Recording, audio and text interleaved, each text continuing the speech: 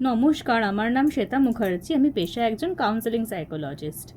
আজকে আমি কথা বলবো একটি খুব গুরুত্বপূর্ণ টপিক নিয়ে। টপিকটা হচ্ছে হাউ টু ম্যানেজ টাইম, বা আমরা কি করে টাইমকে ম্যানেজ করতে পারি। বর্তমান দিনে আমাদের প্রায় অধিকাংশ লোকেরই কমপ্লেন যে দিনে 24 ঘন্টা টাইমও যেন কম পড়ে যাচ্ছে। কারণ আমরা বেশিরভাগ ক্ষেত্রেই জানি না যে কি করে টাইমকে ম্যানেজ করতে হয়।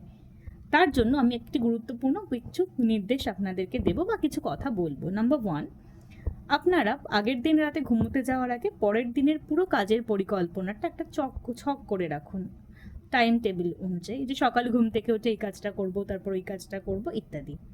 এতে আপনাদের পুরো দিনের সময়টা বাঁচবে, কোন কাজ আগে করবেন কোন কাজ পরে করবেন সেই হিসেবটা করতে।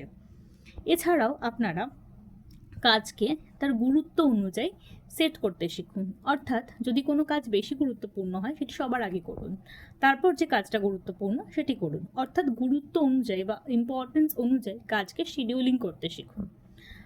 এছাড়াও যে কাজটাতে আপনারা করবেন, যখন যে সময়ে যে কাজটা করবেন সেই কাজটাতে ফুল ডেডিকেটেড হয়ে কাজ করুন, যাতে সেই কাজটা করার সময় আপনার টাইম ওয়েস্ট না হয়। কারণ সেই কাজটা করার সময় যদি আপনাদের মনোযোগ না থাকে তাহলে সেই কাজটা করতে বেশি সময় লাগে এবং অন্য কাজগুলো করার টাইম কিন্তু কমে যায়। কারণ দিনে 24 ঘন্টা কখনোই 25 ঘন্টা হবে না। অর্থাৎ আপনাকে 24 ঘন্টার মধ্যেই কাজটা কমপ্লিট করতে হবে এবং অবশ্যই নিজের জন্য সময় রাখুন। ধন্যবাদ।